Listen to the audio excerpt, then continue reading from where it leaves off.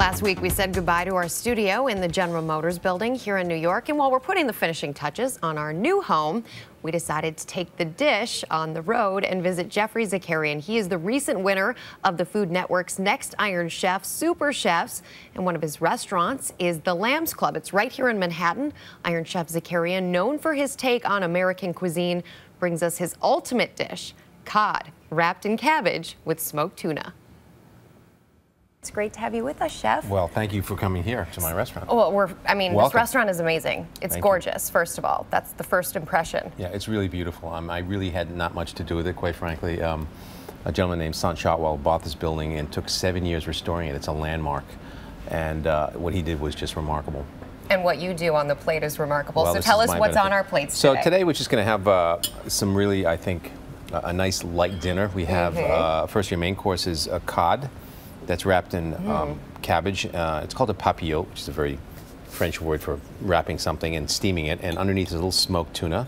And then we have mashed potatoes, but we do a little different here at the Lambs Club. We sort of foam it, and it's like called a spuma.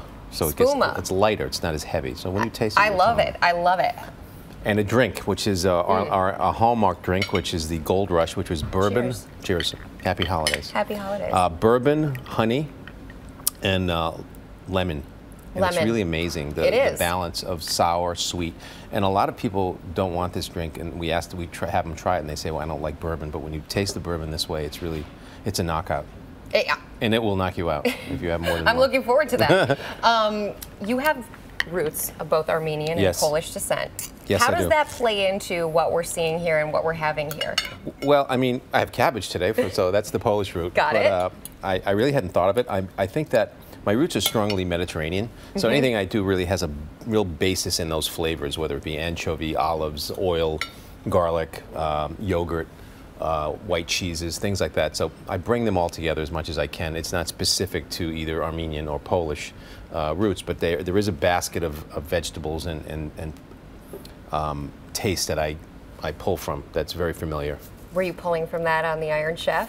You know, I did anything I could. I pulled from wherever I could in the Iron Chef because you get 1 hour, you do what you have to do. Is it crazy? I mean, 1 hour to do all of that, it just looks crazy, so it must be the things going through your head have to be.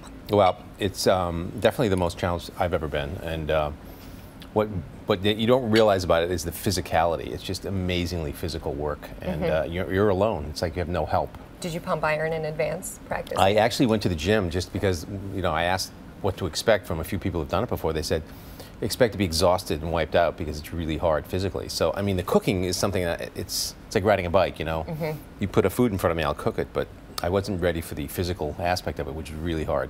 And you beat out a lot of incredible chefs for the title. I did. I'm very fortunate, but it's a game that anyone on any day can beat anybody. That's what it is. The best chef and the less experienced chef can be the same on one day because it's so difficult, a challenge, and you're a little tired one day, you're a little off, and you'll lose. You will. You will lose. It is, I mean, this industry in general, it's a difficult industry to win in. And you have this restaurant, the national new restaurants here in New York. And the Tudor House and then the Tudor House, I was going to say, in Miami. How do you consistently open restaurants to such great reviews? What do you think it is that gets that? Well, I honestly think I do have some experience doing it, but that's not enough. You really have to bring an enlightened staff and an understanding of what a staff is and the culture that they bring to that restaurant.